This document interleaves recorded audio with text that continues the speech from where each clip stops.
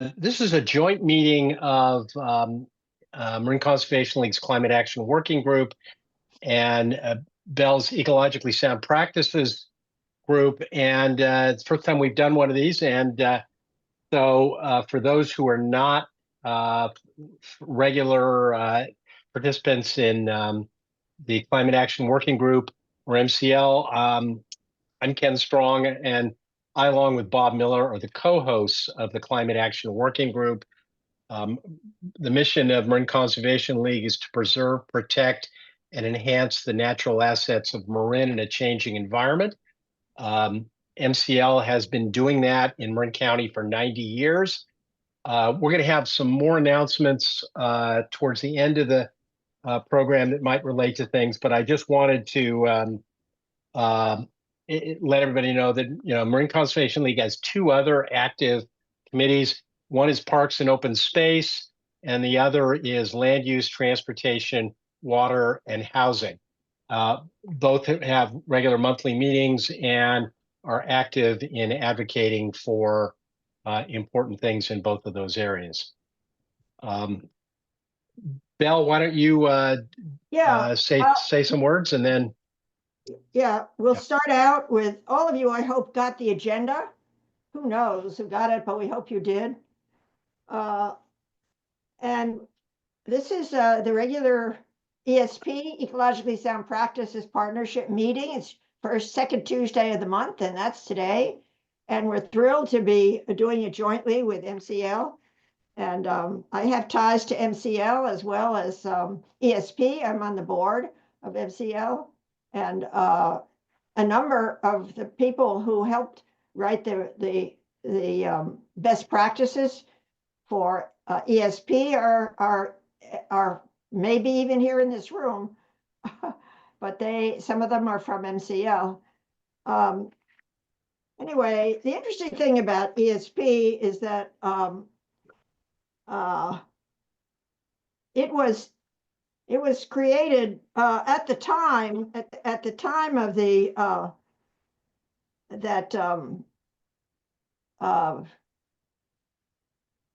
that Measure C was created and approved, and in the spirit of working in the county, ESP is an outgrowth of Measure C.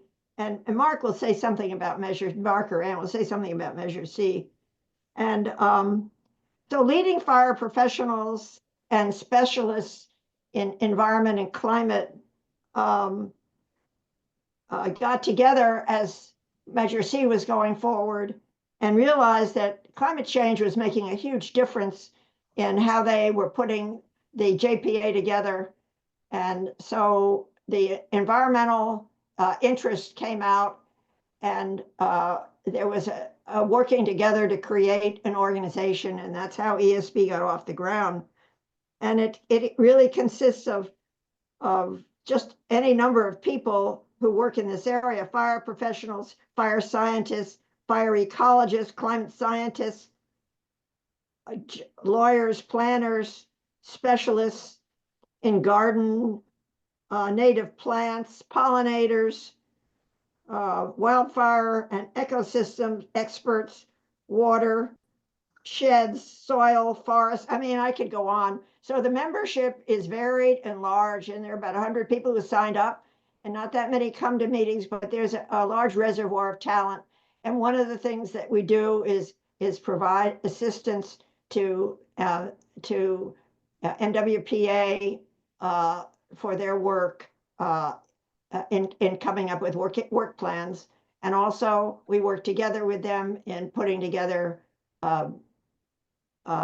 field trips.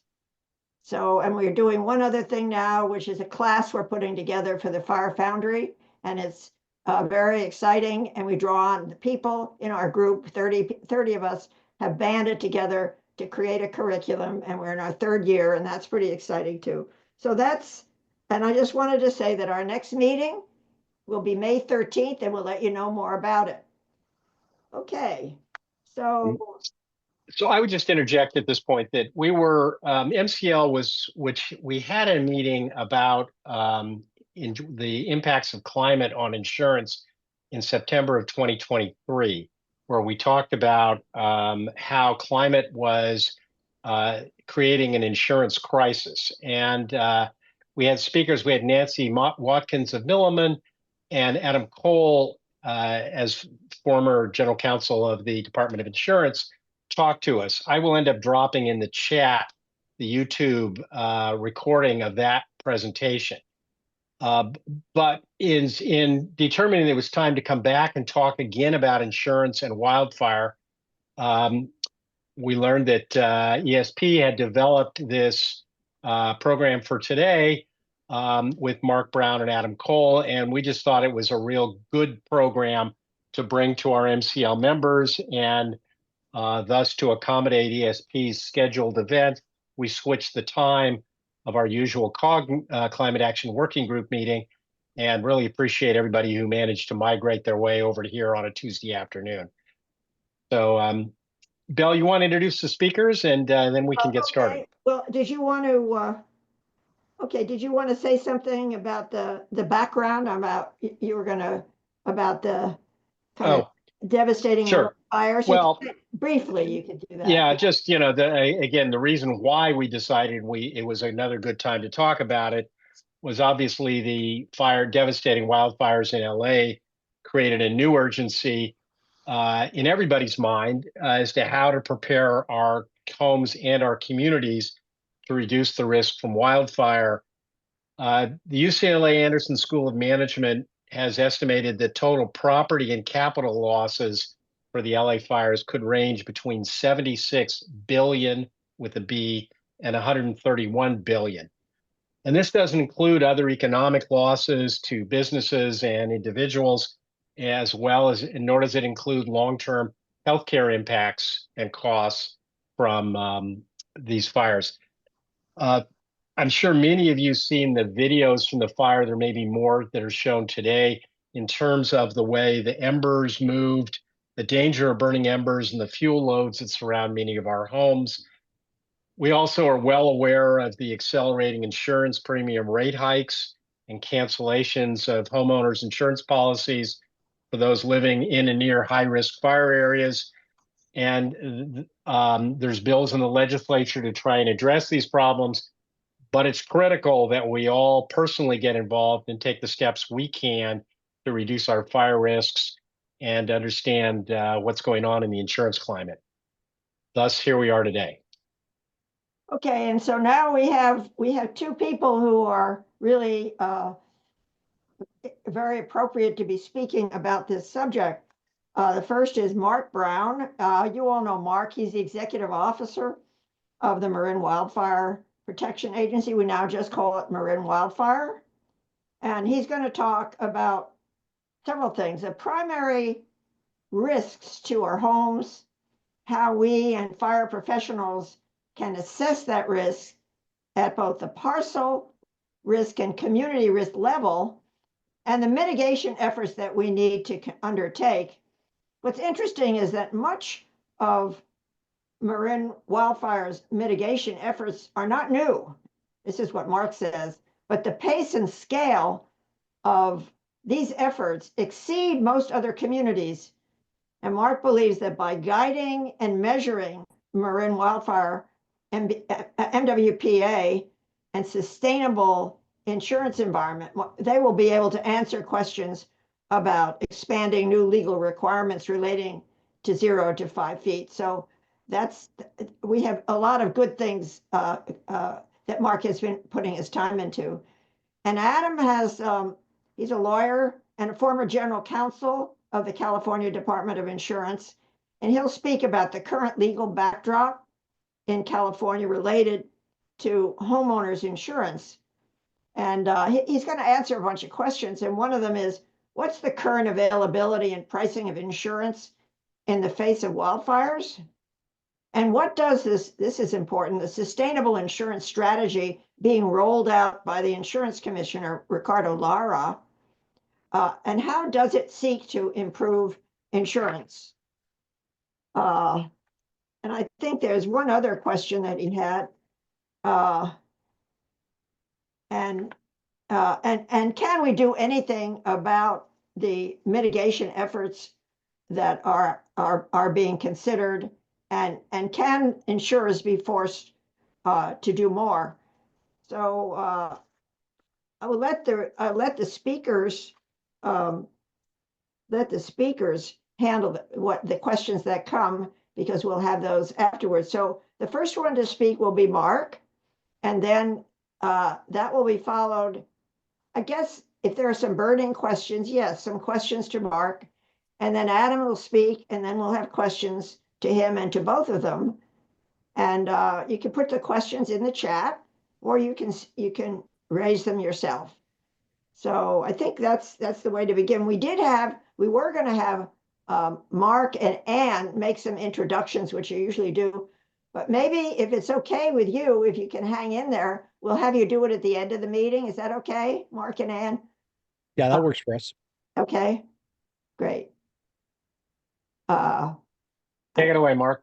All righty. With no further ado, thank you very much. I'm really pleased to be here to talk about wildfire and insurance. And maybe one of the things I should have added to what makes Marin Wildfire different than some of the other agencies or entities out there that are doing our type of work. A lot of the on-the-ground work, yeah, it's not novel work that we're doing, but the pace and scale that is novel. But one of the places where I think we are excelling across, compared to agencies across the county or the state, is our relationship with our environmental community, our relationship with our land management agencies, stakeholders such as our community oversight committee, our taxpayers organizations, and our emergency response teams, neighborhood response groups. We have a much stronger, I feel, we have a much stronger connection with all of those stakeholders. And I think it really has made us a stronger organization, because we are being able to incorporate all these different voices into our on-the-ground work. And so I really wanted to thank Bell, ESP, and MCL for the strong relationship we have, and the continued support from you folks. And now I'll just jump straight into my slide deck here. Originally, I had created the slide deck as a presentation to Cal Poly Humboldt's strategy group that is actually building the catastrophic risk model that Commissioner Lara has tasked them to build. And I've made some tweaks for today. And just as a background, Measure C, which provides funding for the Marin Wildfire Prevention Authority, was approved in March of 2020, a 70.8% approval rate. So I think that's a big message from the voters that they wanted this to happen. Wow. And they wanted us to take action. They didn't want us to sit back and do nothing. We have 17 member agencies that consist of cities, towns, the county, fire protection districts, and community service and utility districts. And we're at about a $21 million a year budget, and it has to go towards wildfire mitigation. It can't go towards suppression, can't go towards anything else. It has to go towards wildfire mitigation. And so when we look at Marin Wildfire's goals, we've developed through our strategic planning 5 different goals. When I'm on this slide, I like to start in the middle and work out, because we have adopted a house out strategy. And so you look in the middle of the slide and you see reduce risk to our homes, and that's through our defensible space evaluation program and supporting our residents to improve defensible space, zone 0. Well, and we'll touch on zone 0 quite a bit, I think, today, and defensible space. Then we also need to improve our evacuation systems, harden our evacuation routes, improve our alerts and detections and notifications to residents. And then we need to reduce wildfire fuels, both within our communities and right along our wildland urban interface boundaries. And then so important to educate the public. And that's why we're putting over $1 million a year toward public education, and then supporting our residents through, whether it's through grants programs or low-income senior discounts. So our problem statement, and I think Adam's going to back me up on this, our current catastrophic risk modeling does not take into account the wildfire mitigation work that our residents are doing, or the wildfire mitigation work that we are doing as Marin Wildfire and our member agencies. So they're completely blind to our data that we have. And so when the cat risk modelers use this to help the insurers decide whether or not they want to insure, they're blind to our work. And so we're not being given credit for that work. Now, they can't use cat risk modeling to set rates, but they can use cat risk modeling, and they are using cat risk modeling to decide whether or not they're going to insure a property. So it's a binary decision, yes or no, can we insure this property? And they're basing it on what they see in their catastrophic risk models that are completely blind to the work that we're doing. And so the question is, can a publicly created catastrophic risk model that would adhere to Prop 103, and Adam's going to talk about that, so I won't touch on it too much, can that make a difference for us? So what we're doing with Marin Wildfire and aligning with a public cat risk model is that we are a science and data-driven organization. And so we've collected a ton of data, whether it's at the community level or if it's at the parcel level, and it is available to share. Right now, we are sharing the community level data. We are not sharing any of the parcel level data, and I'll dig into that a little bit later. And one of the things that we are doing that other people aren't, though, is that we are modeling the risk reduction that we are creating through our work. Not a lot of people are doing that. And we did this for a couple reasons. Number one, we wanted the taxpayers to know that they're getting a good return on their investment. We see Marin Wildfire as an investment from our taxpayers. So they need to see that we are actually reducing risk in Marin. Especially if no wildfires occur in Marin, you can't prove a negative that our efforts made any difference. And so we are doing it through our scientific modeling. The scientific modeling is also allowing us to see where our actions are taking good effect, or maybe our actions could be better if we tweaked our projects in one way or another. So we created our own reference model on how we are modeling that. And we are also going to be flexible with this, that if a different standard gets created throughout the state that gets traction with the public catastrophic model, then we'll adjust to that so that we can be in line with the rest of the state. But since we didn't have a model to follow, we didn't want to stand back and wait. We made our own, and we're moving forward with that. So when it comes to our community level risk mitigations, every one of our projects, after they get proposed, it goes through environmental compliance. And then when they're implemented, we have our teams go out and they actually walk the perimeter of the work that is done. So we get a very accurate shape file of what that work is done. And then they go through our app and determine and display to us what type of work got done. Was this picking up litter off the forest floor? Was it removing non-native brush? Was it limbing trees up? So all of those different types of treatments are available in there. And then that allows us to perform risk reduction modeling. Here's an example of the risk reduction modeling that we've done for the Greater Nevada Shaded Fuel Break. And that's talking about the reduction in rates of spread. So how fast a fire moves. Through our data collection, we can model how much we reduce that rate of spread. We're also modeling the increase that we've given our firefighters to be able to perform what's called initial attack. That is getting between a fire and the houses with a hose lay and putting the fire out. We're showing the decrease in fire intensity, and we're showing how much we've decreased the fire's ability to get into the canopies of the trees. And when they get into the canopies of the trees, that's when they're really blasting our structures with embers. And so those are all the different types of things that we're modeling. And then we're also documenting where we have done evacuation route clearing. And these are all the roads that have been approved for evacuation route clearing as of about a year ago. And this changes the fire environment within the built environment. And so it decreases the rates of spread, but it also makes it safer for our residents to evacuate.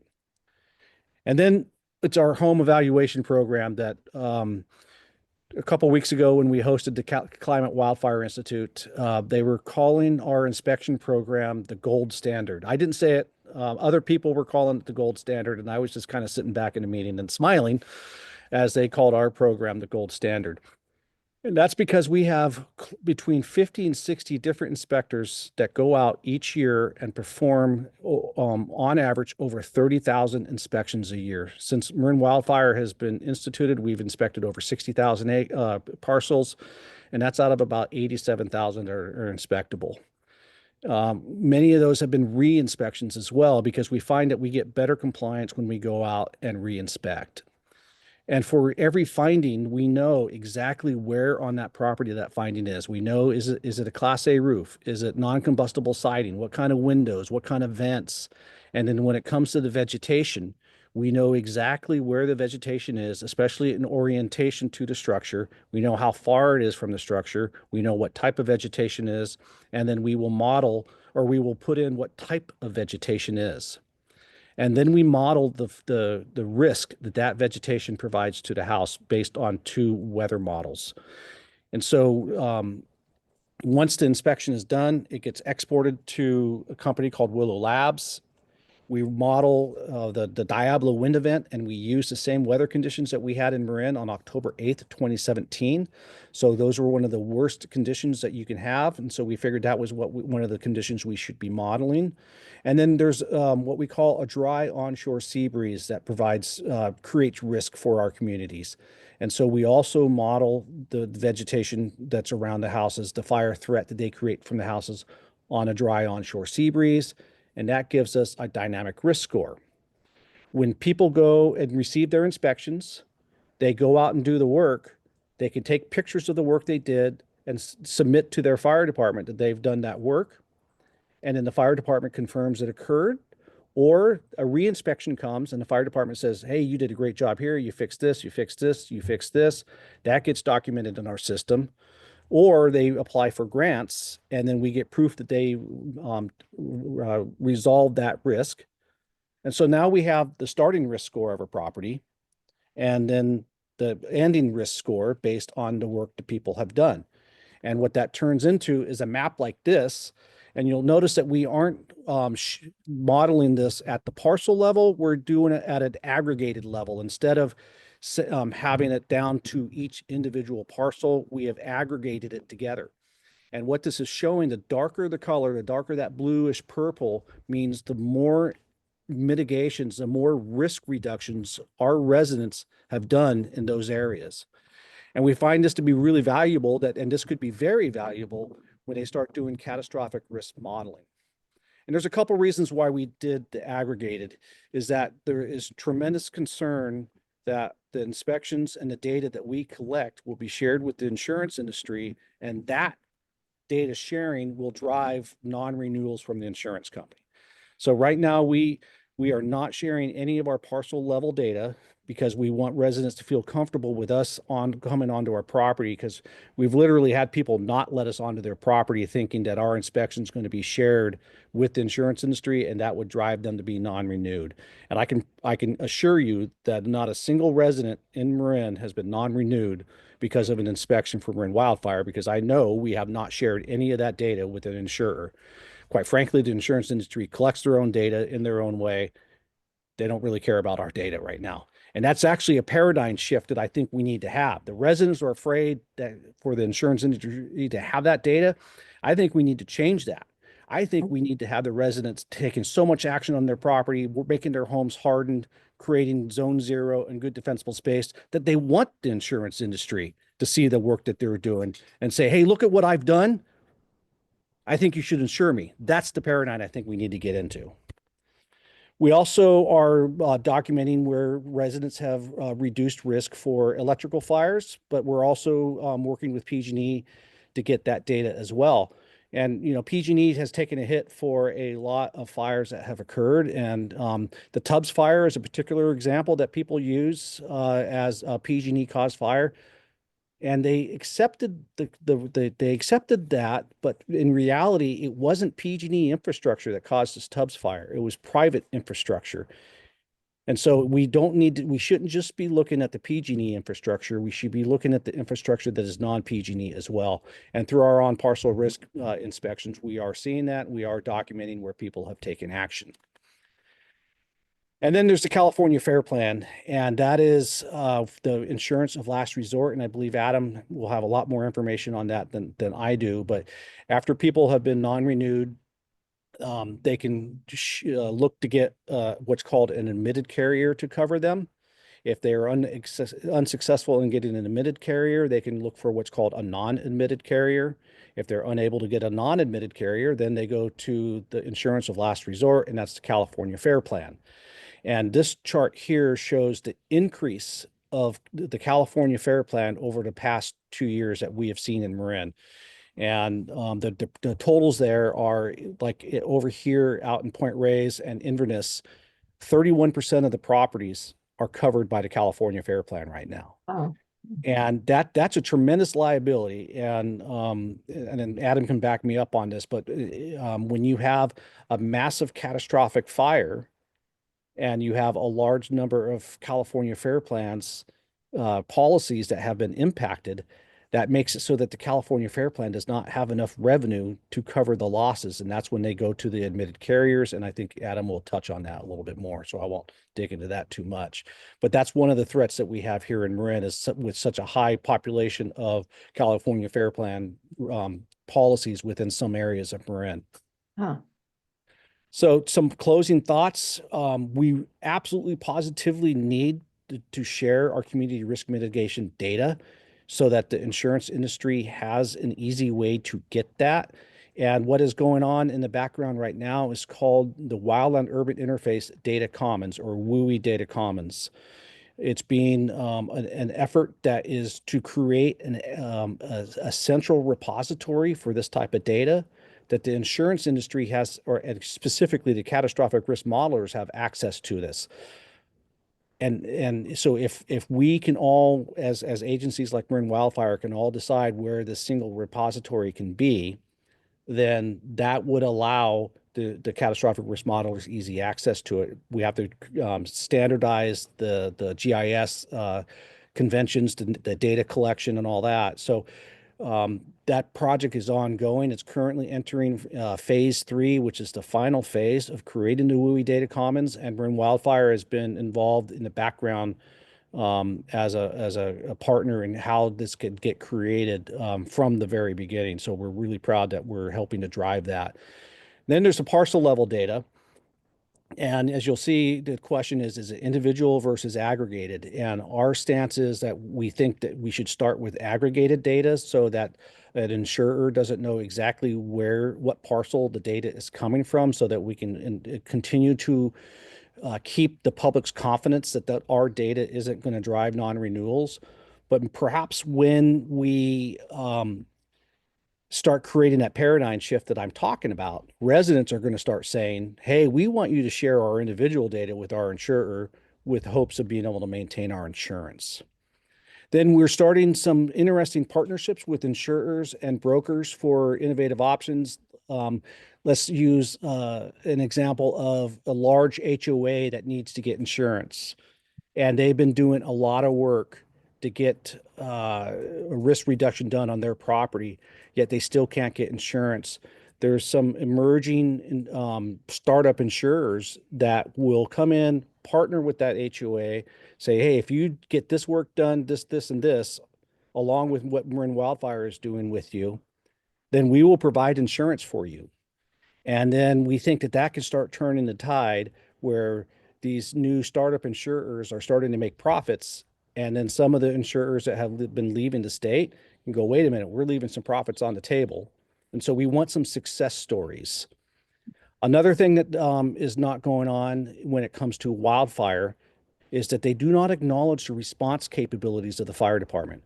When it comes to insuring for a single family structure fire, a typical municipal structure fire response for a single family structure, they do take into account the response capabilities.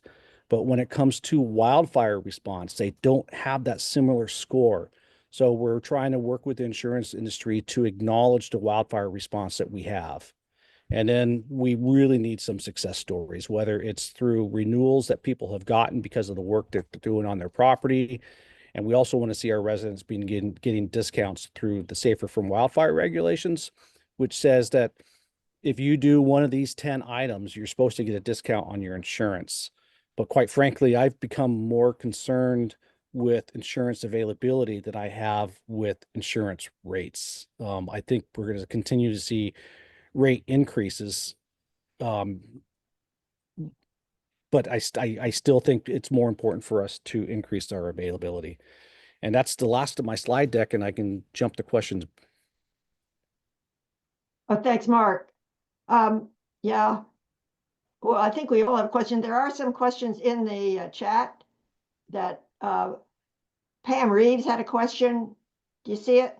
Yeah, I do. And so, Pam, what those were those were 100-meter hexagons.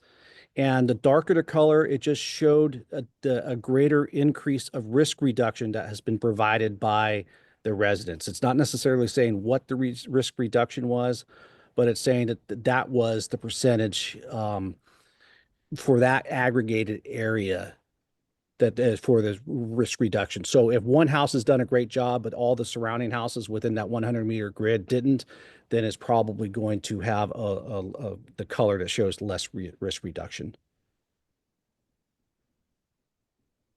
Does that answer your question, Pam?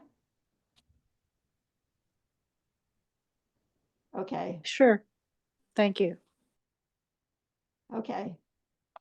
And so the other question is, how is partial level mitigation data used in the reference model, self-reported or only by the fire agencies verified? So it's when it comes to on parcel, it is the combination of the three. It could be the residents that have input that data, but it's verified by the fire department via online reporting, or it could be a re-inspection or through our grant program. So it's based on it's within a year that the data is updated. When it comes to our community level, the moment that is done, we go through and run that modeling. Mark, Ken Strong, the third question sort of gets into a little bit, it doesn't talk zone zero specifically, but it sort of leads to it. You referenced that. Are you going to talk about zone zero separately, or is Adam going to talk about that? Or Thank you for adding me that. And then actually kind of goes in reference to the question about the fence that's behind me. And so when it comes to zone zero, you're going to be seeing the residents, or excuse me, our member agencies starting to enact zone zero policies that are in alignment with the Board of Forestry's zone zero. And the CAL FIRE has just issued maps that show very high fire, and moderate fire severity areas within Marin. And I have a feeling that many of our member agencies are going to be a little bit higher in their risk assessment than what the CAL FIRE maps had shown. And remember, the CAL FIRE maps set the base. And so we can't be less restrictive than what the Board of Forestry is saying, but our member agencies can be more restrictive. So I have a feeling most of our member agencies are going to extend those areas where we want zone zero. And again, zone zero is nothing combustible within 0 to 5 feet of the house. That includes the wood fence connection. And so, and that's where I've worked with my wife and our neighbors to create non-wood attachments for our structure and for other structures as well. One note I will add, though, is that I think the insurance industry is going to be much more restrictive on zone zero than our member agencies are. I think zone zero is what the insurance industry is going to latch onto. And if they say, if you want to be insured, they're likely to say, okay, we want you to have zone zero. The fence behind me, yes, it is a combustible fence, but I do have non-combustible connections. And then what it's probably hard to see is that my vegetation up against my fence is well maintained, and I don't have combustible mulch against my fence. I have a gravel that is up against my fence. So any embers that are going to land down on the fence, there's no kindling for it to get going to get the fence burning. Mark, just one more, if I may, because you talk about you just referenced a non-combustible connection between your house and a fence. I will tell you, we've been trying to find metal gates to possibly install. I actually drove Coffee Park and Fontainebleau to see if any of them that were victims of the tub fire had put in metal fences, and there aren't hardly any up there. So what's a metal or a fire proof connection that you're talking about? So there's a couple different ways you could do it. My neighbor and I we were able to find a contractor that would make a metal fence for us, or metal gate. Fire Safe Marin is partnering with the Marin Builders Association to show that these types of retrofits can be a profitable environment for our contractors. So we're trying to increase the number of contractors within Marin County that does that type of work. But some simple solutions could be using hardy board as the wood surface. Um, and then you can make. I've had at my previous house, I had a metal frame constructed, and then was able to put hardy board on that metal frame, and that's how I handled it. Another way, and corrugated aluminum is kind of a retro look that a lot of people do, and that's a really inexpensive fix to replace the wooden boards with corrugated aluminum. Yeah. I think that we could do more questions, but maybe we should let Adam speak, and then we can have questions to the two of them. Okay? But yep. Is that okay? All right, That Adam, works for me.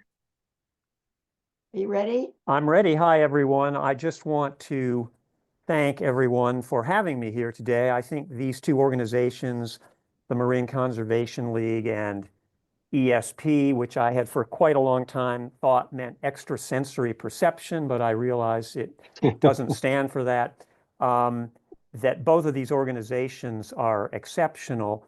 And the thought that occurs to me as I hear Mark talk and just the presence of people on this call is that if all 3,144 counties in the United States were doing even a remote fraction of what this county is doing, we would be, as a country, immeasurably enriched. And so much of what Mark has said is almost like a new gospel to me. This is information that I think a very small number of Americans, not to mention insurance companies and regulators, even know about. So I'm going to present here a little bit about the legal terrain that we operate on, because the brilliant activities that Mark has described talk about a defensible space. There's like this enormous chasm between the extraordinary measures that have been described and what the industry and regulators, and I would say the legislators in California, are even remotely aware about. So that information gap clearly needs to be remedied. So let me share my screen.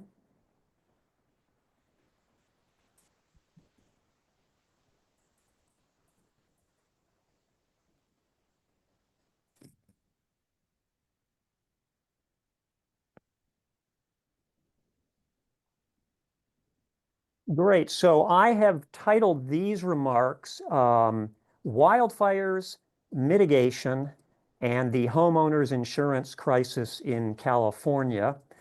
And I've subtitled it Legal Terrain, Challenges, and Where We Go From Here. Now, by way of overview, first I'll describe briefly my background. Then I will describe what I believe the California homeowners insurance crisis is. I think it's worth having an agreement as to what we mean by that phrase.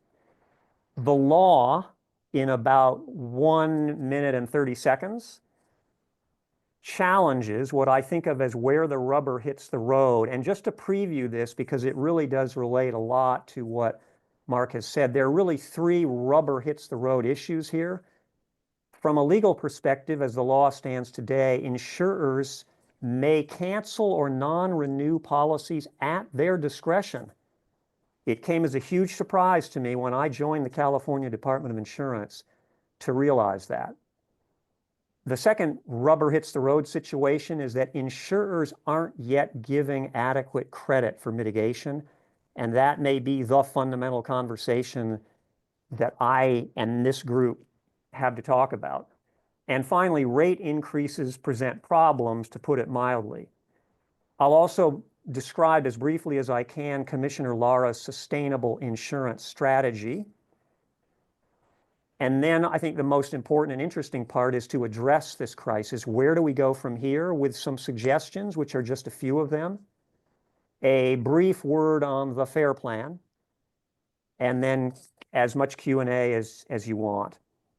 So my background, briefly, I was the general counsel, the top lawyer, and a deputy commissioner, one of the executives at the California Department of Insurance under two insurance commissioners, Steve Poizner and then Dave Jones. They were of two different political parties, by the way, which meant I got a very deep insight into the, if you will, how different ideological perspectives inform the regulation of insurance. I was in those positions for 7.5 years, 2007 to 2015. I oversaw a team of 100 lawyers, including a bureau that was focused on the review and approval of rates for homeowners and other personal lines of insurance. So through my legal division, as well as my executive strategic consultation roles, I had a deep prism, if you will, into the issues that are at play here today. And furthermore, I participated, along with other executives and the commissioners, in efforts to help homeowners get adequate insurance to rebuild homes after wildfires.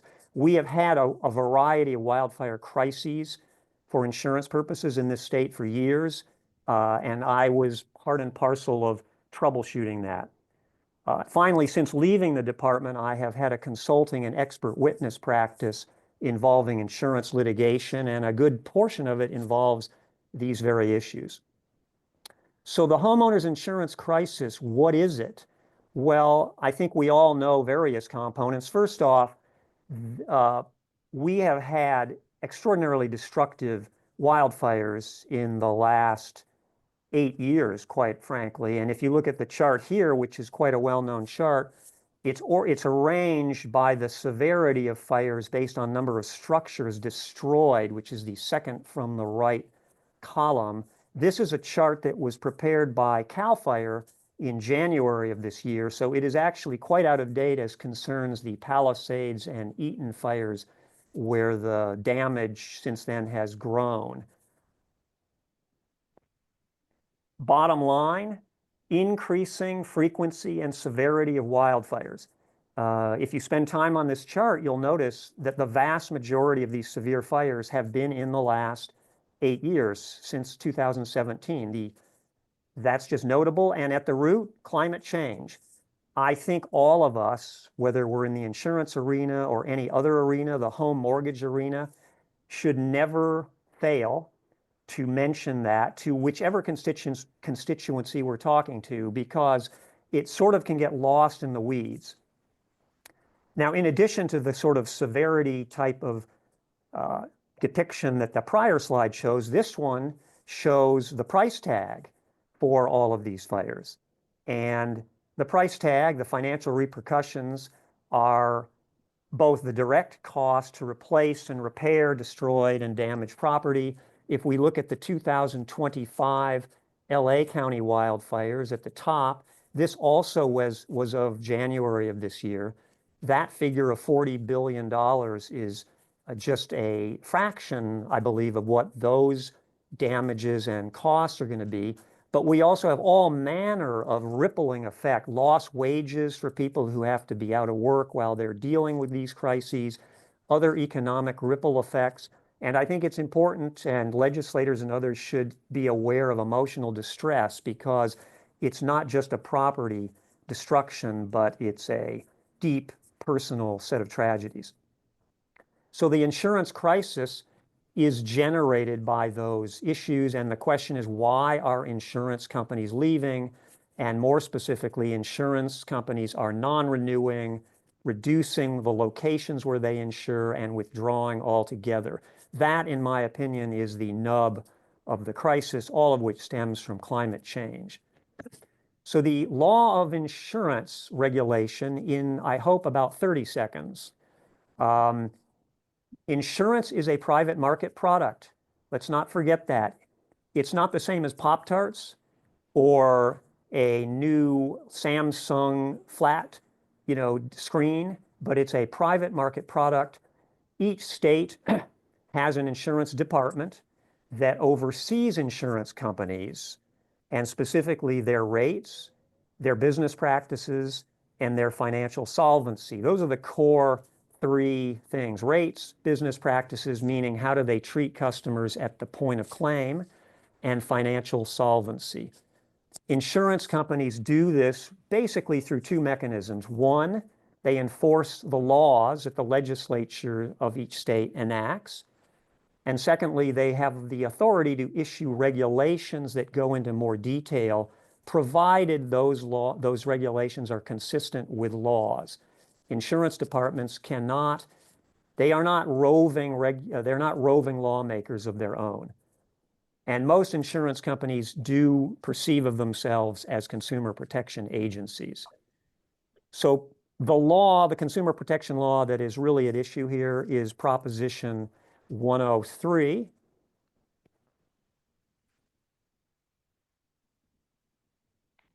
It was a voter initiative in 1988.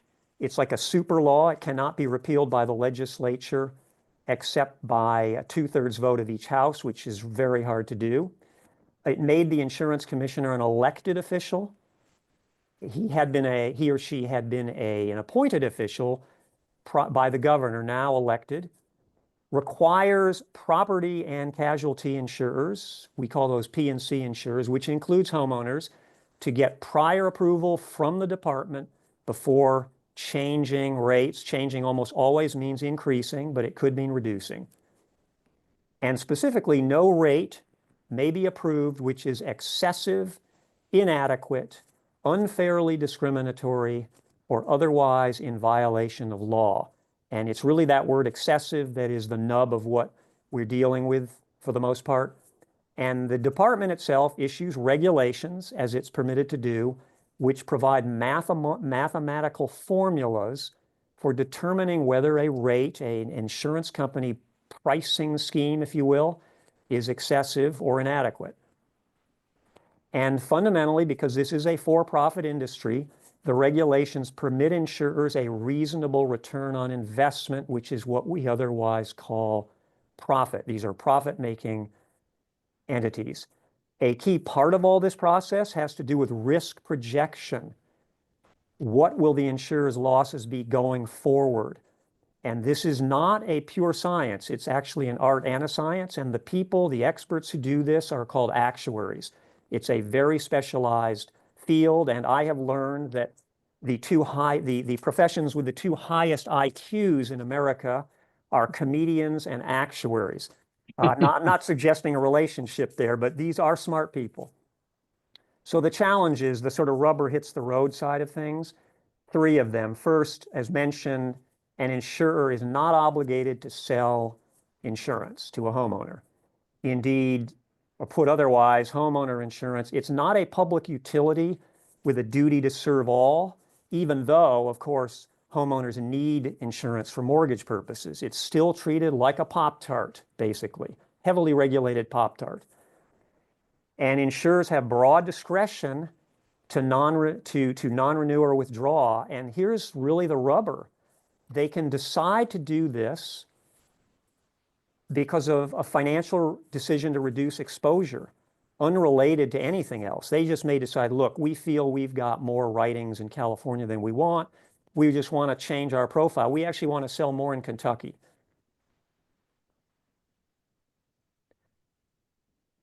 Concern about wildfire risk in a particular geographical area. And Mark mentioned those critical, wildfire risk level maps. The insurance industry right now has complete and total discretion. Let me repeat that, complete and total discretion to make whatever decisions it wants about what it feels are risks and geographical areas, et cetera. And then concern about wildfire risk to a particular home. Those are the three things that they can rely on, which put together is mighty broad. The only real prohibition right now is that insurers may not make decisions based on certain prohibited civil rights categories, such as race or national origin. Income level, by the way, is not one of those categories. They can discriminate or to make decisions based on a whole variety of factors that really don't have much to do directly with risk.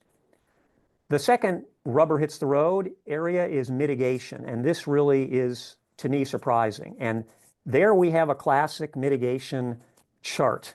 We all know it well. We see the kinds of things at a homeowner level the homeowner can do. So as of yet, insurers have not given much weight to mitigation at either a community-wide or individual home level. And the question we have to ask is why? Why aren't they? And I would offer two suggestions, and these are just suggestions. The first is a contention that there isn't enough data to support the effectiveness of mitigation. And Ken mentioned earlier a session I had with Nancy Watkins, who's an insurance company side actuary who works at Milliman, an independent firm.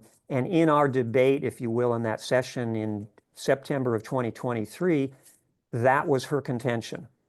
I wrote it down. I thought it was really, to me, eye-opening that she basically felt, and maybe things have changed in the last year and a half, that that all of the stuff you're seeing in this wonderful diagram did not present adequate data for the insurance company to make a decision based on it. Data, data, data, data. They are all about data. They operate on the concept of big data.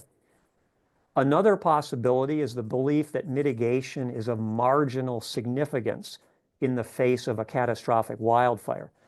You know, query whether all of the things in this chart about fire-resistant siding and defensible space and so on, in the case of a massive blaze like what we saw in Pacific Palisades, how much of a difference would it make?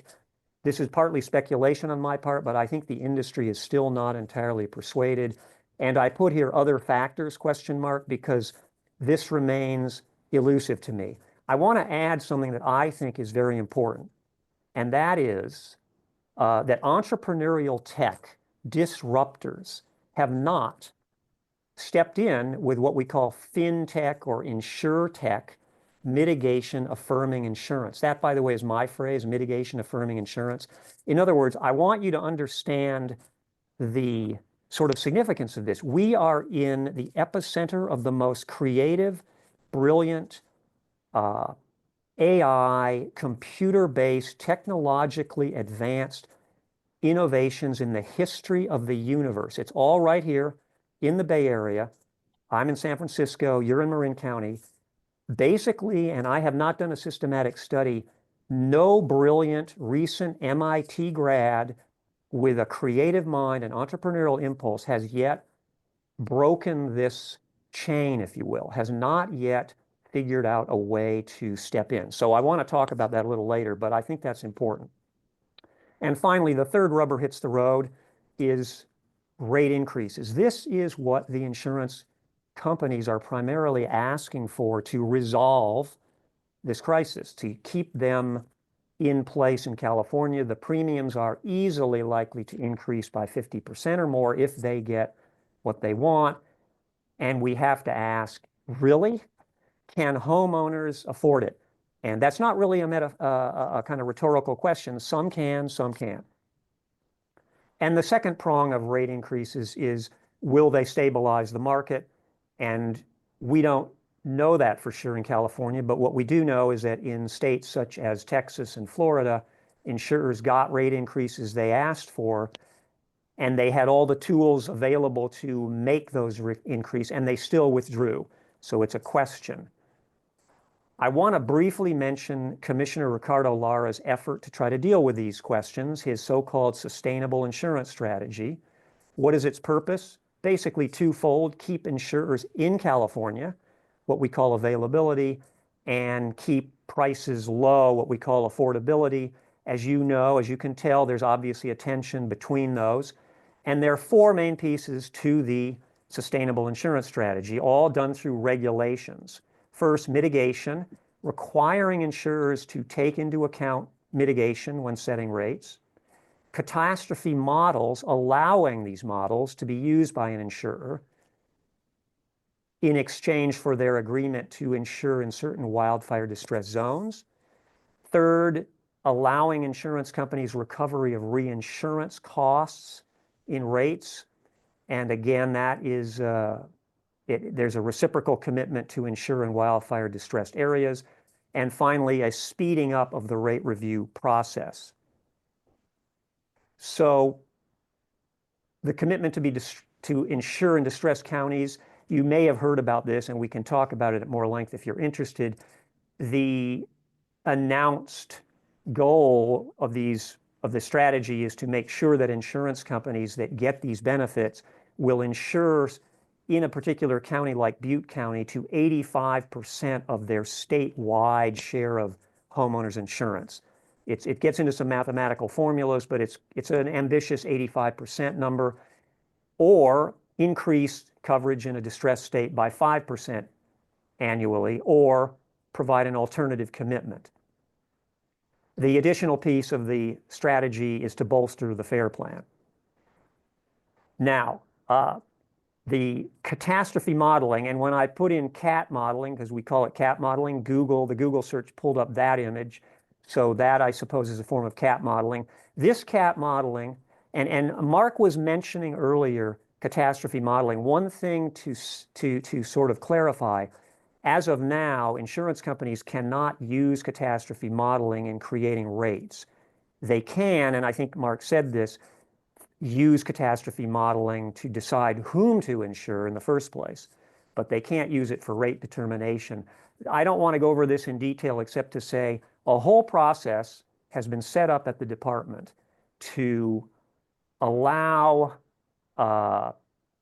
for the use of catastrophe models in rates, to make sure they're reliable, to give members of the public an opportunity to participate, provided they sign non-disclosure agreements, because this technology is all confidential. It's not a public model along the lines of what Mark said.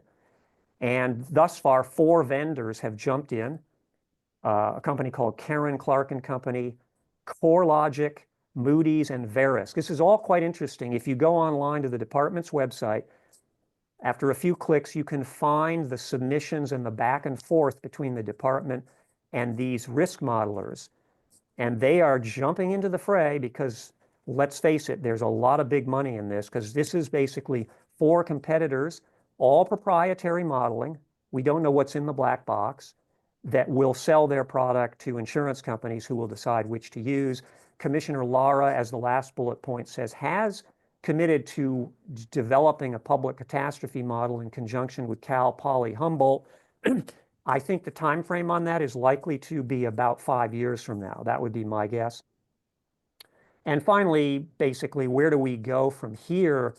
And I want to say, before getting to some of these thoughts I threw up on this or put out on this screen, I feel the most important thing I feel, having heard Mark's presentation, is that I believe that the Marine Conservation League and ESP and other organizations in your county should take what Mark said, along with other elements of your activities, and make and call up your senator, your state senator, your state assembly person, and the commissioner of insurance in California, and I would make appointments to go and present that PowerPoint slide to these policymakers. Because if I have one takeaway from this presentation, and I'm in an arena which is very aware of these issues, what Mark was saying came as complete news to me.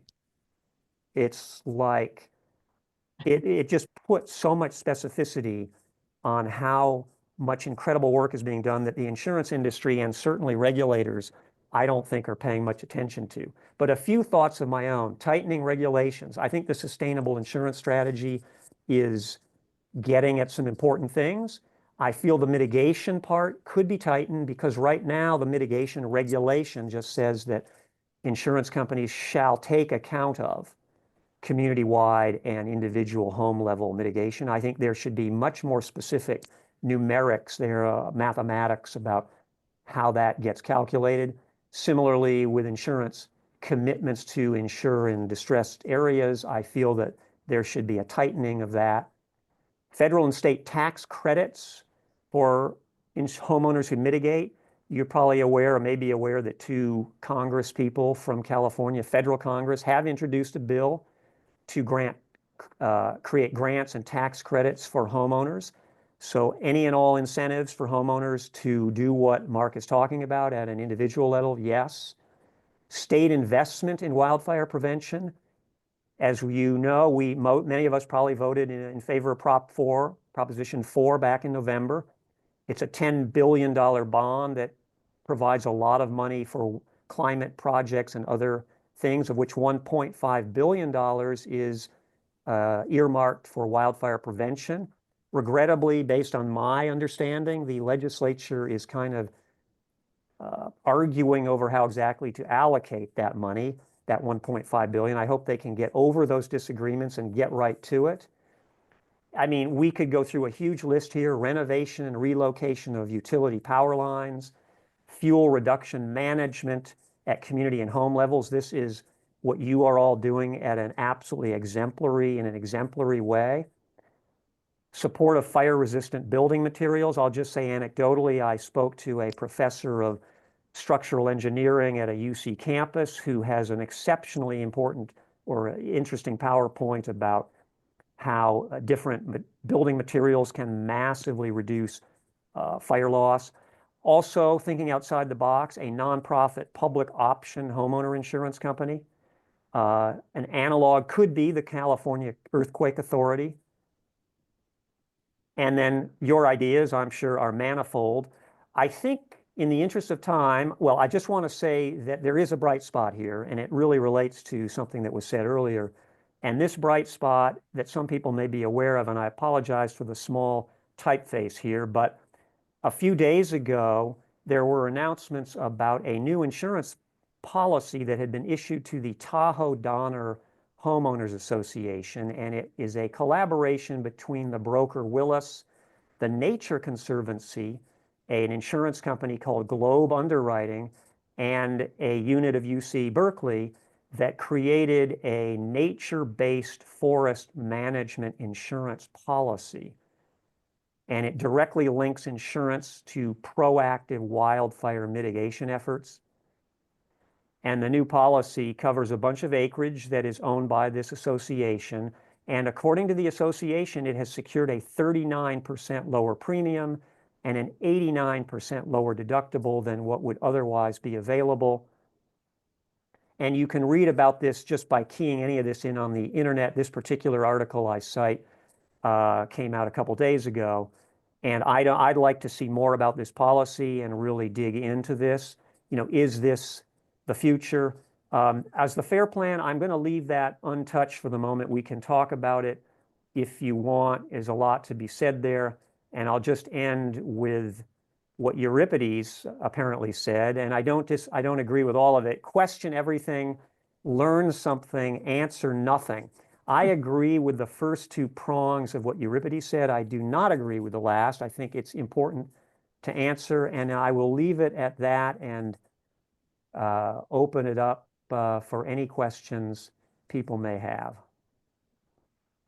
Adam, if I could just add on a couple of thoughts to what you had, and not to speak for Nancy Watkins, but I think her actions will speak to the question you asked. If she thinks that that if data is starting to enough data is starting to appear for the insurance industry to take action. So Nancy, working for Milliman, an actuarial, a very large actuarial, she's the one that's been the point person in creating the WUI data commons. So through her actions, I think she's starting to see the value of the data. So that's good news. And then I wrote down your as a note to myself, your mitigation affirming insurance. That's exactly what we've been trying to do with some new and emerging insurers that want to work with residents, work with larger properties to say, all right, if you get these mitigations in place, we will provide insurance. So we need some of that Tahoe Donner, I think, is going to be a very interesting success story that I think a lot of people could follow. Good. Question I have has to do with Ricardo Lara. I mean, these rules of his are in place, right? Are they being carried out now? Or are they being reviewed? And are they likely to? I mean, what do some of you who are following him, like Mark and others, think about the likelihood that both the insurers, the customers, the regulators will agree with them? Well, just to answer the first part of your question, All these regulations that I've mentioned, Yeah. part of the sustainable insurance strategy, they became effective at the latest on December 31st of last year. Some of them had become effective earlier, and in particular, the availability of catastrophe models for rate making, projective loss projection for rate making, as well as the recovery of reinsurance costs in rates. Those are now available. The CAT modeling will take a little longer to develop because, as I mentioned, the first step is that the actual private catastrophe modelers jump in and submit their proposals to the department, which has a review process. But let's assume all four of them are approved. As soon as those are approved, State Farm, farmers, whatever, they can just decide, okay, we're going to use, we like the Verisk model, we're going to use that. And they can just start doing that. They have to make that reciprocal commitment to insure a certain amount in the Butte counties and other distressed areas. And so yes, all systems are go, and reinsurance is a big, we don't have time to talk about it at length. Insurance companies insure their losses. They insure. If this comes as a surprise, State Farm insures the vast majority of its liabilities. They do this for a variety of reasons. In their case, State Farm has carved out a unique standalone California insurance company called State Farm General. State Farm General reinsures all of its California losses with the parent, State Farm Mutual in Illinois. And State Farm Mutual receives most of the premium, or a lot of the premium, that State Farm General, the California entity, gets. And State Farm Mutual then commits contractually to fund a great chunk of the payments that State Farm General has to pay as a result of California wildfires. Those arrangements, and whether they are appropriately at arm's length and how all of that is worked out, are under some degree of scrutiny. But that's how it works, and that's where we stand. Mhm. There's a question from Jim Casper in the chat about, in a couple of questions. It's really just talking about trying to compare the rates that homeowners pay in California, which have been historically somewhat below average, with those charged in other states, and I guess trying to parse out to what extent our lack of use of CAT models or some other factors may have affected those rates, and what conclusions we should draw from that.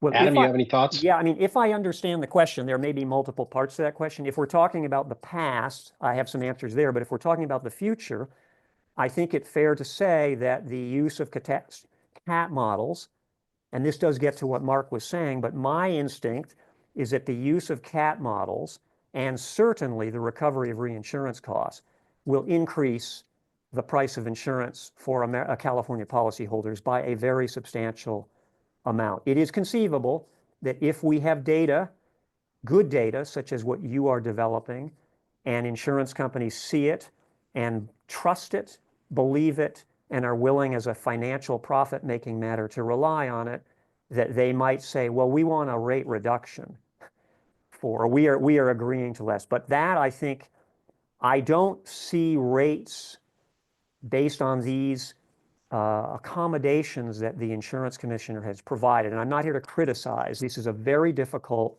arena as a policymaker to operate in. We face companies that are trying to leave the state. He wants to make them stay. But I think my prediction is that the result of this project for now is likely to be fairly substantial rate increases.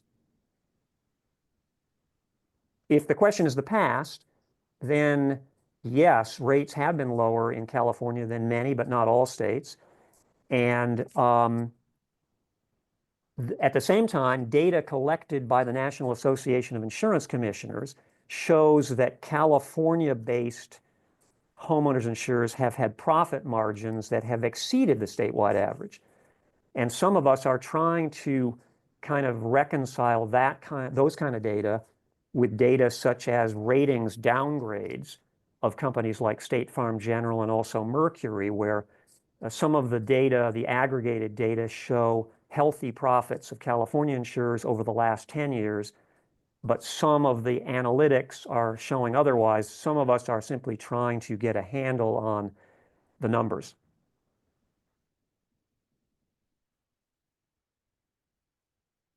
Renee, boss? Oh, yeah. Yeah, thank you. Great presentations. I wanted to ask about the zone 0 to 5 feet that you guys didn't really, you just barely touched on it, but one of the issues we're having here in San Somo is that we're trying to craft a new tree ordinance, and there are some members of the Planning Commission that are concerned about leaving even heritage trees in the 0 to 5 foot zone. You know, it's clear that removing smaller vegetation that's directly adjacent to the house is something you got to do. But they're pushing for an exemption of larger trees, even heritage trees, from the exemption. And I realize the insurance, and this is all insurance-based argument. The insurance aren't looking at that kind of scale yet. But what can you say to folks in like towns working on these kinds of ordinances on the science? My understanding of the science is that we don't have to worry about the larger stuff. If the tree is a large, it's not going to catch on fire. We want these trees for our scenic beauty and even carbon sequestration. And how do we address that? Renee, I can start to respond to that, and one of it would be to if you have the opportunity to, and when the recording is posted, the Board of Forestry had almost an all day long presentation yesterday. You wouldn't have to watch all of it to get to the meat of what you're asking. This is one of the most difficult questions that's being asked to provide an answer for throughout the state of California.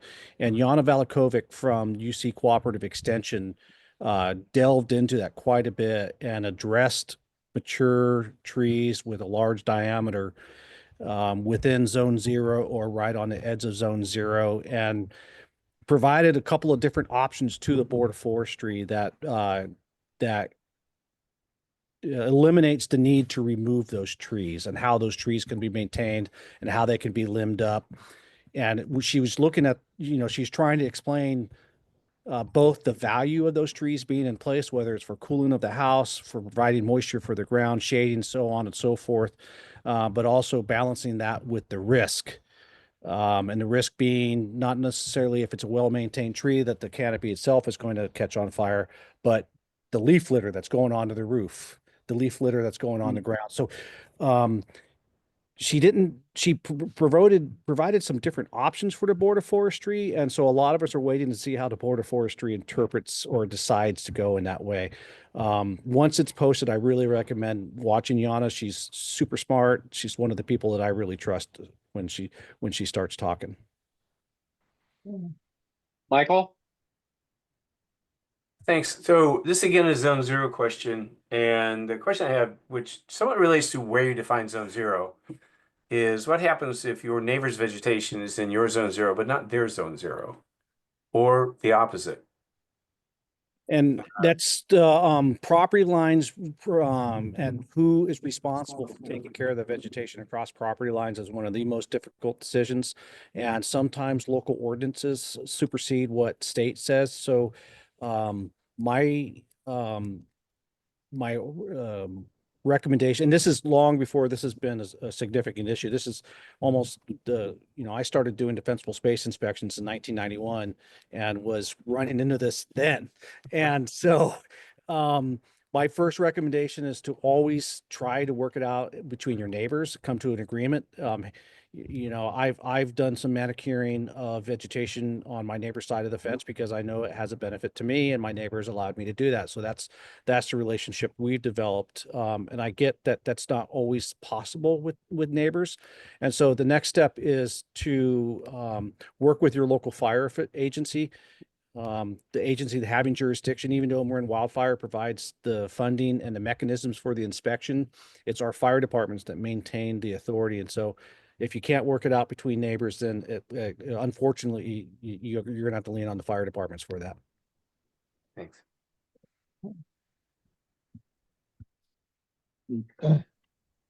Another approach to this problem that Senator Wiener has a bill in the legislature right now, SB 222, which specifically creates a private right of action on behalf of individuals and a subrogation right on behalf of insurance companies against fossil fuel companies for any disaster that is attributable to climate.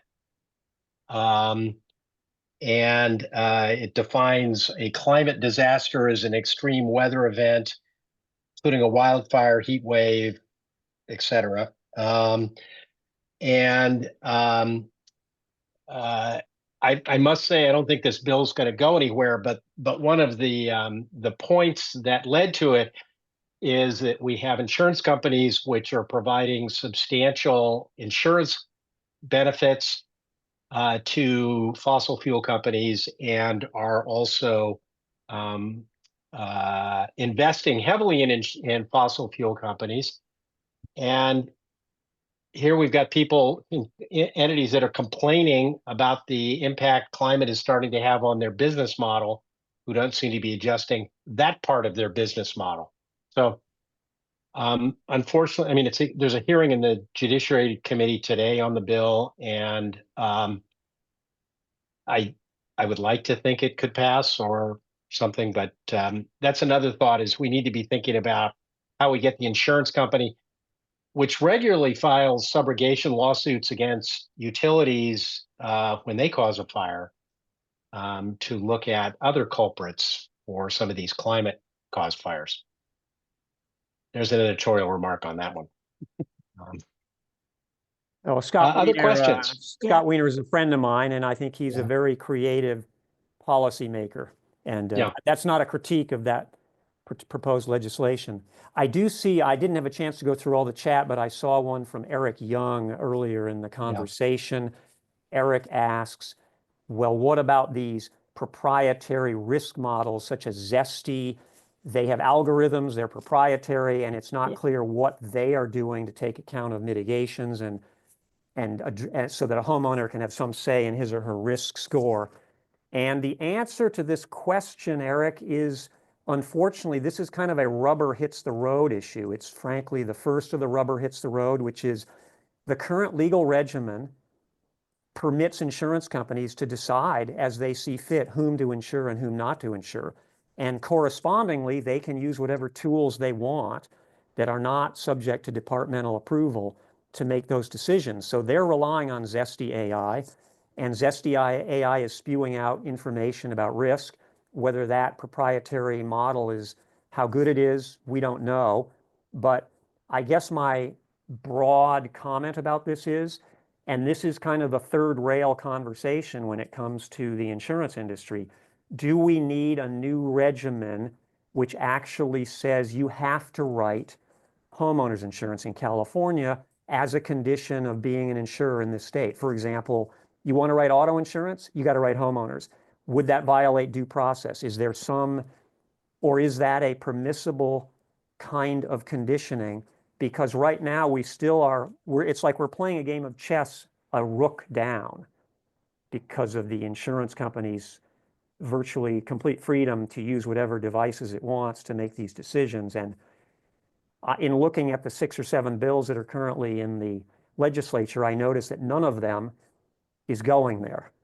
And maybe that's not surprising, and maybe I haven't thought it through fully, but if we have a system that allows these so-called eligibility determinations, who's eligible to be insured, and that's open to the insurer's discretion, we have a big, it's a hole that's somewhat difficult to fill.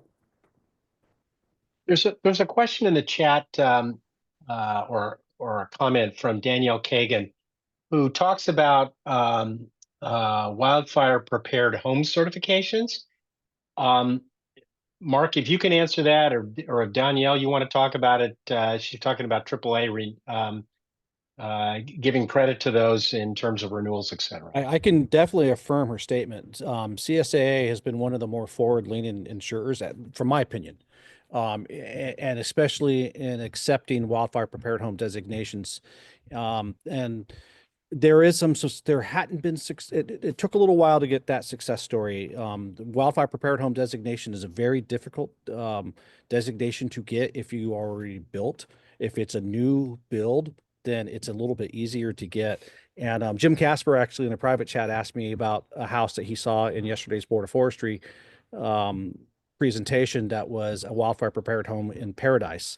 And that house was the first wildfire prepared home designated by the Insurance Institute for Business and Home Safety. And for a while, she was still on the California FAIR Plan, but then CSAA adopted the policy that said, if you are wildfire prepared home, then we will insure you. And now she is insured by CSAA. So it is a success story that's coming about, but it's still too slow in coming, in my opinion. Mark, could you give us a little bit of an idea as to the difference between what do you need to do to be a wildfire prepared home as opposed to, what a diligent homeowner in Marin might do with their home? So let's start with the construction of the home. A Class A roof, which for Marin is becoming less and less of a problem because we've had a Class A roof ordinance since the early 1990s, and the non-Class A roofs are starting to attrit out. Then they want enclosed eaves. So instead of open eaves where you can see the rafter tails coming out, you need to have enclosed eaves. Within those enclosed eaves, you're going to have vents. So you still have to have the 1/8 inch mesh vents. Then you need non-combustible wood siding. Then depending where the window is, you'll need tempered glass, but you'll need dual pane glass to meet the Title, is it 22 regulations anyway? But then certain areas are going to have to be tempered glass, metal frames, nothing combustible from 0 to 6 inches high on the house, complete zone 0 compliance, non-wood attachments from your fence, non-wood doors, and when they say nothing combustible within zone 0, that would include like jute doormats, and then moving your furniture away, your yard furniture away from the house and stuff like that. So some of the zone 0 stuff is actually pretty easy to get to. It's the retrofit to the houses that becomes really expensive. And if I can follow up on that too. Yeah, please, Danielle. Danielle Kagan. I am with CSAA Insurance Group, a member of Marin Conservation League, and very proud to be part of Marin County and the great work that we hold, Mark and the full organization. The work that you do is fantastic, and we use it as a model when we're talking. We like to say that we really, a little controversial, we don't know that we necessarily have an insurance problem. What we have is a homes burning to the ground problem, and that's causing an insurance problem in the state of California. And so as a result, we're really working to try to support wildfire mitigation and to help people understand what they need to do to reduce their risk. And it's complicated. As Mark said, the Insurance Institute for Business and Home Safety, they do have the wildfire prepared home standards. They have a base designation and a plus designation. The base is a little less restrictive and is intended to be more for retrofitting existing homes, but it's not an easy process either. But the problem is about 90% of wildfire created fires are based on embers, and embers are crafty. They don't just say, well, they've done one thing, they fixed their vents, so the home is safer. The reality is they will find the vulnerability of the home. And so you really do, in our mind, and what the science is showing, is that you really do need to do all of the things to harden your home to really see a material impact. And that's not to say we don't give discounts. As I mentioned, we will rescind non-renewals based on people meeting these standards. We will guarantee insurance for a minimum of 3 years, assuming that they meet all of the other policy criteria. like maintaining their home and, paying their bills and things like that. And then we also have discounts, and we were among some of the first insurance companies to offer discounts.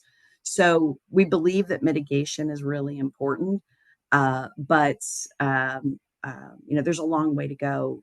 We've done some research to understand why people aren't mitigating their homes, and are working to really address and check off each of those boxes on why they're not taking action so that we can help address that. So we'll have some more things that we'll be announcing to help educate our policyholders and the general public as well.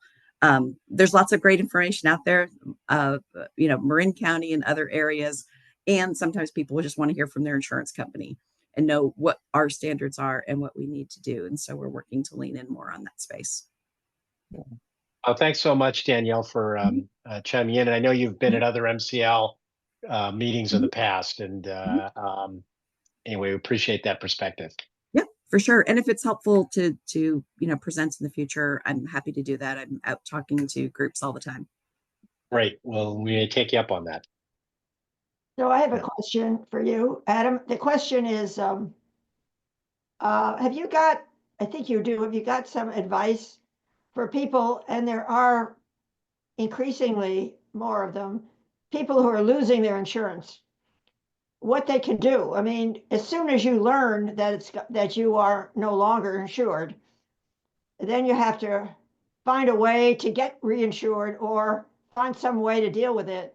And it's frightening and it's hard. Have you got any suggestions for people as to what they ought to be doing?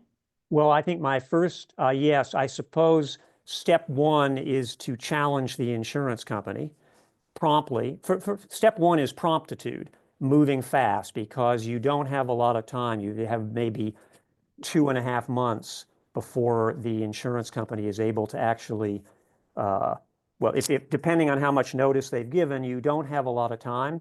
So first step is to engage in a conversation with the insurance company and see whether you can persuade the company out of that decision. If that's not the case, then you need to find a broker or an agent who can canvass the admitted market to see whether there are some alternatives. And then third, if that's not the case, I recommend being in touch with United Policyholders, which is a very good organization whose CEO I know well. They have a whole bunch of kind of recommended next steps and a timeline. And as Mark said, the FAIR Plan is the place of last resort, but first you seek alternative coverage within the admitted market in California. Then if that does not materialize, you need to see whether through your broker, or actually what's called a surplus lines broker, see whether an out-of-state insurance company whose rates will likely be higher and is not regulated to the same degree might be able to provide the insurance you need. And if that fails, then at least as of the moment, we are stuck with the FAIR Plan. Adam, I just threw something in the chat that sort of relates to that. So the current so one of the big concerns in the LA fire and coming out of the LA fire is if the losses for those insured by the FAIR Plan exceed the reserves that currently exist for the FAIR Plan. And what's the latest on how the FAIR Plan gets the money necessary to pay those additional losses? Well, the statute itself, the law that created the FAIR Plan back in 1968, has a provision that expressly says that the plan, and the plan, this is not an insurance company, it's an association of the homeowners insurers in California who participate in the profits and losses of the FAIR Plan proportionate to their share of overall homeowners insurance in California. For example, State Farm has approximately 20% of the homeowners insurance in California. State Farm participates mandatorily in the FAIR Plan to the tune of 20% of its profits or losses. The statute that created the plan basically says that if the plan's operating expenses exceed their assets, then the plan is permitted to assess the members. The members are the insurance companies. The statute does not say anything more than that. It doesn't say, and the members may then assess their policyholders. But we've had examples of FAIR Plan underfunding in prior years, back in the 1990s, and the commissioner then did do what the commissioner has done now, which is to issue an order saying that the insurance companies may assess their own customers, the policyholders, to the tune of whatever the assessment the plan has placed on them, up to certain limits based on what level of assessment overall we're talking about. But the bottom line is, legally speaking, I guess I'm just opining here, I don't see a legal impediment to the insurance company passing on its assessment to its total body of customers. I'd like to say otherwise, but I haven't personally devised that argument yet. And in the case of a particular insurance company that may have appropriate reinsurance available that has not been tapped, then the commissioner has made clear that they would not be able to assess their customers for those amounts if they financially, the individual insurance company, have resources. I was just thinking that that's yet another reason why we don't want the FAIR Plan to get any bigger than it is in terms of the number of customers, because of the risk of these assessments back ultimately on all of us. Well, I guess, you know, what I didn't go into, I didn't talk about the FAIR Plan. The FAIR Plan is not a solution.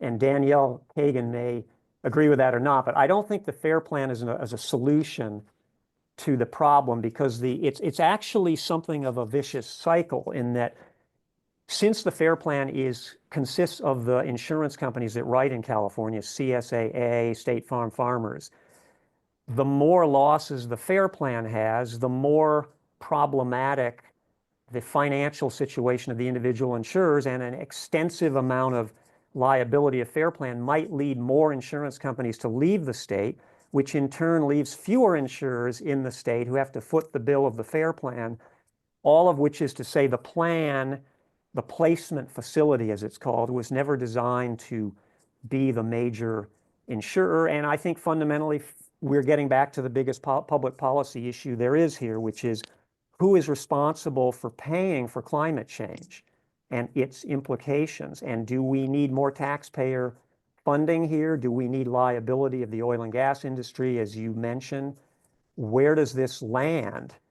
Should we be building in fewer areas that are at risk? And I don't claim, I know a lot of great minds are on this, I don't claim to have an answer yet to those questions, but spreading the risk among California policyholders, all of them, to foot the FAIR Plan's bills does not seem great, but it's also hard to know how we're going to ultimately spread all these losses. Yeah. Julie? Well, I guess I have two questions.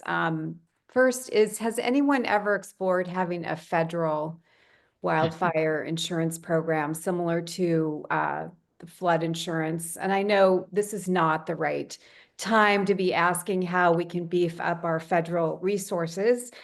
That question was probably better placed in October.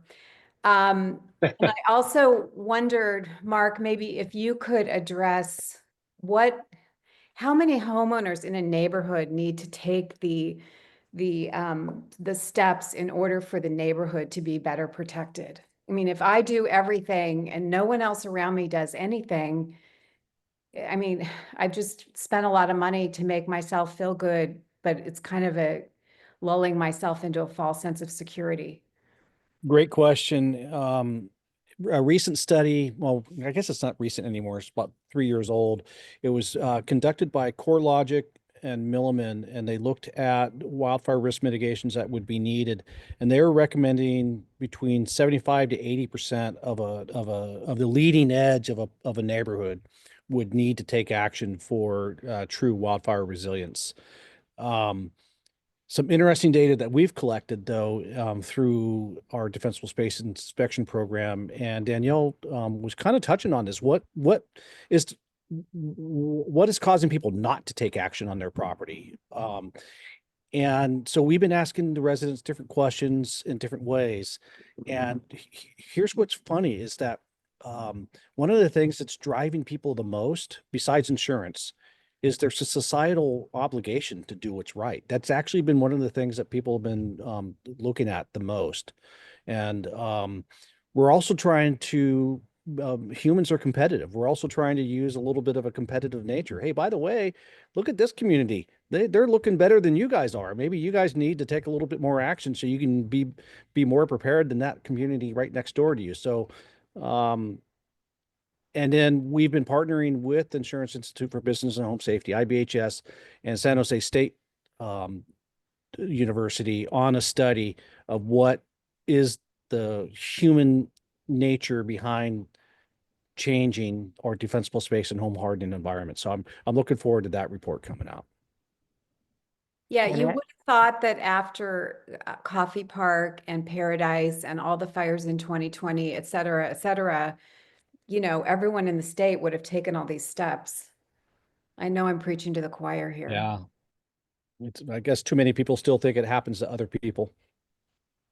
I don't know whether the following anecdotally is relevant, but I do know from a lot of conversations I've had, many people who have undertaken mitigation steps at the request of their insurance company only to be non-renewed at great expense. I've heard a lot of these stories, and so I don't know the full dynamics of that, but you know, if you believe in doing the right thing, then it's not going to matter what your insurance company does. But to spend $8,000 on these projects only to be non-renewed is probably not a pleasant experience. As to your first question about a federal insurance program, now is not the time. I've not heard of any meaningful efforts to pursue a kind of flood insurance or terrorism risk insurance kind of program. I do feel that a terrorism risk insurance model, which basically puts the federal taxpayer on the hook for some amount of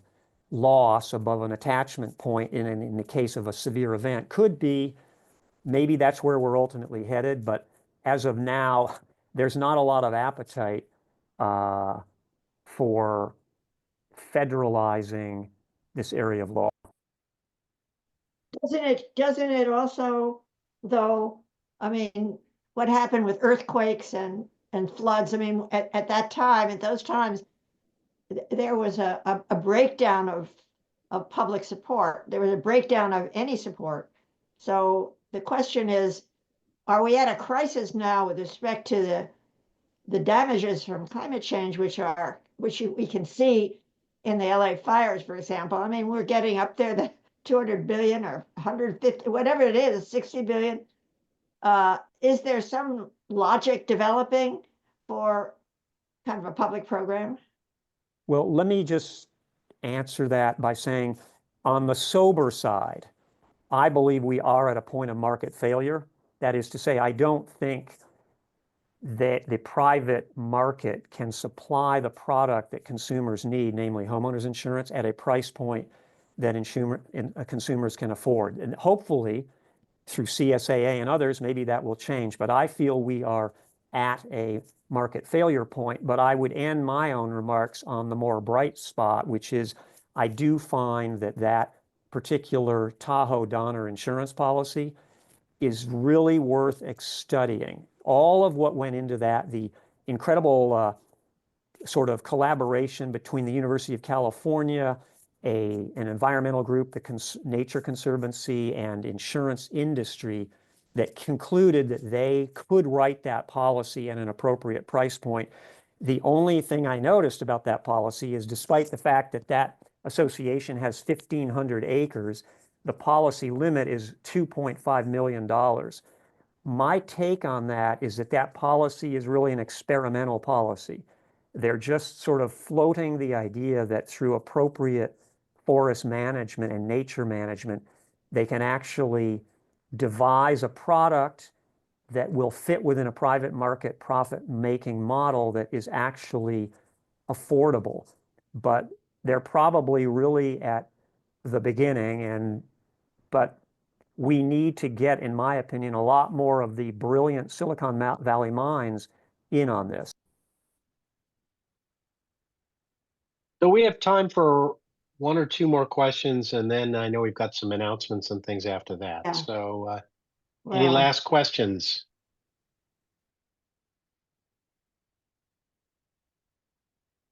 Okay, well, seeing none, Adam and Julie, Mark, thanks so much for the Julie has presentation. a question. I was just Oh, gonna, excuse me. Yeah. it's not really a question, it's more of a comment. I found both of your presentations just really fantastic and insightful. So thank you so much for spending your afternoon with us. Yeah, Really appreciate that. Thanks so much. yeah. Um, And I'd like to just ask both of them, what do you think kind of the next forum we have on this subject? What do you think where are we going? Are we looking at some more examples of the sort that Adam mentioned, and also more of what Mark is doing, more concretization of what Mark is doing? I don't know, but there seems to be such a big subject and so much money involved, and I just wondered what people around here thought they would like to see covered. Anything people have to say about what that they would have liked to have seen covered or discussed, didn't get a chance to do it. If you have something, you can say it or put it in the chat. Anything? Okay. Yeah, Well, Mike. so going back to the question earlier that Julie raised about why aren't people doing more? I mean, as a Firewise leader for the last 6 or 7 years, I've sort of beaten my head against the wall as to why people don't do more. But I think a lot of it is fatalism, and a misplaced fatalism that nothing you do will matter. And some of it, of course, is the expense of it. I mean, it'll cost me $100,000 to redo my house in hardy board and soffits, but it didn't cost me very much to put in stainless steel gutter guards and vent screens and things like that and maintain a good zone zero. It's just that I mostly find people being fatalistic and or in denial about the severity of what will happen. And I have never broken through that. And so a discussion of motivation and persuasion in these matters would really be interesting if somebody could go beyond where I find myself and other Firewise leaders find themselves. I would agree with the fatalistic being a barrier to that. And that's why we've been really trying to create the image that this is a huge challenge, but it is a challenge that we can mitigate. And but we're only going to be able to do it if we all work together. And when I say we, it's the collective we, it's our residents, it's our public officials, it's our public agencies, and it's our private industry. It's going to take us all coming together to mitigate this. But if you think there's no solution out there, then you're not motivated to take action. So we still need to keep that positive attitude that there is a way forward. Agreed. I would just mention that, one of the things I recall from Nancy Watkins' presentation in September of 2023 was something that really did resonate with me, which is her fundamental point, as I recall it, was that really community-wide mitigation is the key here. For example, I forget the name of the town in Southern California that she was involved with, which it's not exactly a planned community, but it has a futuristic feel about it, where you're creating an area which might have 20,000 people in it, and it's kind of this idyllic, at least on the drawings, sort of very carefully constructed oasis that is protected with adequate space, building materials. And her view was, when we get data that get us to a community-wide level of protection, then the mitigation recognition kicks in. Rancho Mission Viejo. That's right, Mission Viejo, exactly. I have a couple of friends who have houses in Tahoe Donner, and it is impressive what goes on there. Yeah. Very impressive what that association does. One last thing I'll say on this topic is I did stick a couple of things in the chat for people who are interested. There's a link to the 2023 MCL presentation. There's a podcast, link to the podcast, A Matter of Degrees, which Leah Stokes hosted on called The Climate Crisis is Breaking Insurance. And then this coming Friday, the California Natural Resources Agency has got a Zoom program at 2 p.m. called Fast Tracking Wildfire Safety Projects and Expanding Beneficial Fire, Executing Governor Newsom's Emergency Order on Wildfire. So, Yeah. There's a lot, there are things happening, and it's in spite of all the environment of the disincentives around, I think this Yeah. helps us to take the right steps. Yeah. good. Okay, well, thanks. Let's wrap up this segment then. Bill, I've got a couple of announcements, and then I think, and I know you do too as Okay, and well. I just wondered, Anne, there you are. Have you got anything you'd like to overall say to the group? We didn't do it in the beginning, but maybe you do now.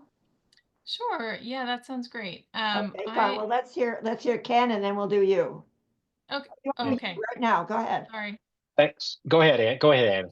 Okay. Oh. So just very quickly, and I may turn off my video just for the sake of Wi-Fi issues here. Okay. Yeah, just very quickly, we've got a lot going on and wanted to make sure you all were aware. Here's a photo of some of you on this call right now. We were very honored to help host the California Wildfire and Forest Health Task Force meeting on the 27th and 28th. And then we also helped host the California or the Climate and Wildfire Institute meeting. And I wanted to point you towards some resources on YouTube. You can find videos of the different talks that took place, including information about the Marin Wildfire Prevention Authority, which Mark and Julie and Chief Weber and others did a great job with. There's also a great segment on Fire Foundry that I highly recommend. And Daniel Swain did a really great job talking about wildfire and climate change, and may introduce some new topics to you, such as hydrologic whiplash, I think it was, and other things. So great topics. Also want to note, here's some members of the Fire Foundry and a photo with Belle in it. I'm in there as well. We've been working to support Fire Foundry through their Frontiers of Fire class. And so we've been, helping with some of the content for Frontiers of Fire and presenting on topics like climate change and considerations when you're doing vegetation management out in the field.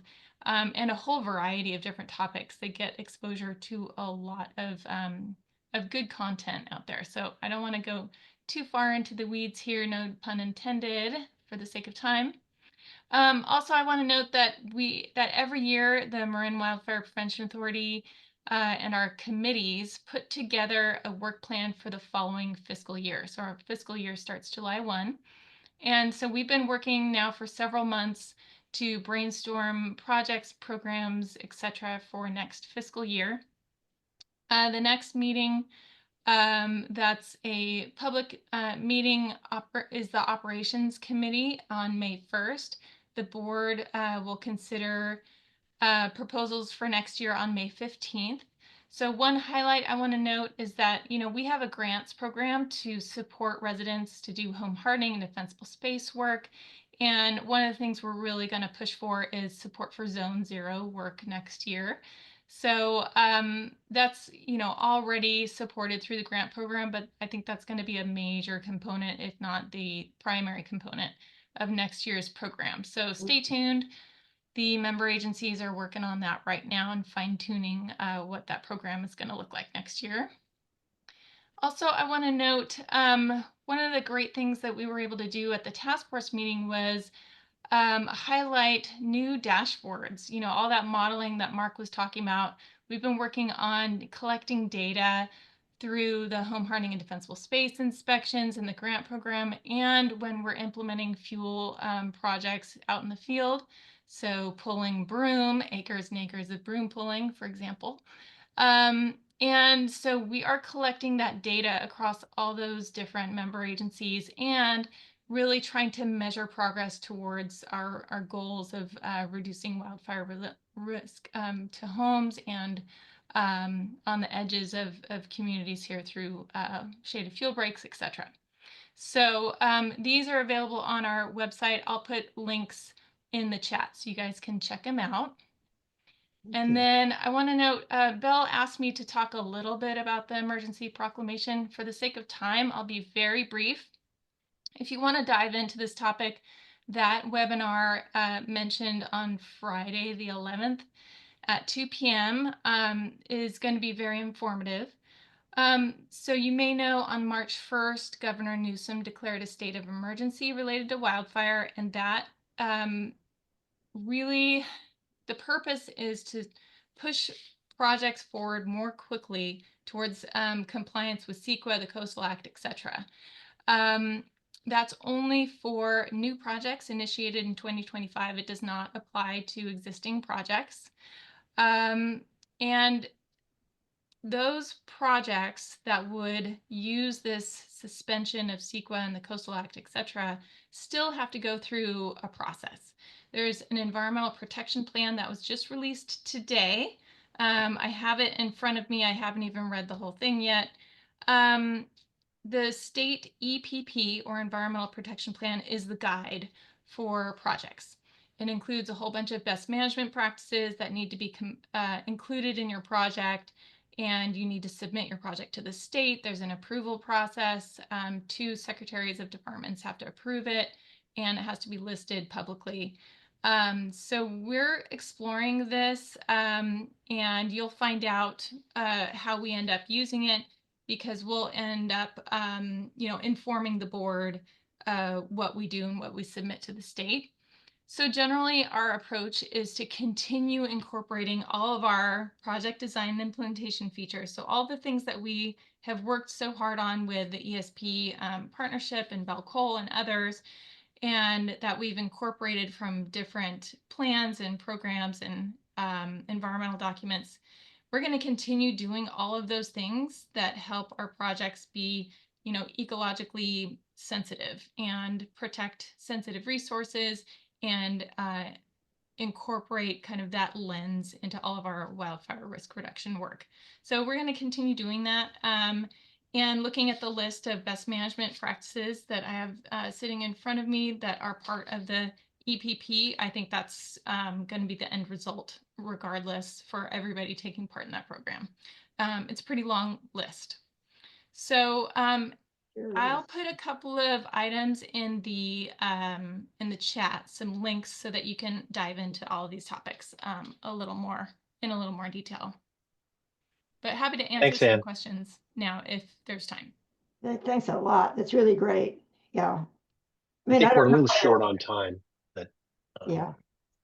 and I wanted to announce 3 upcoming MCL events for those of you who may not be within the next month, those you may not be aware of them.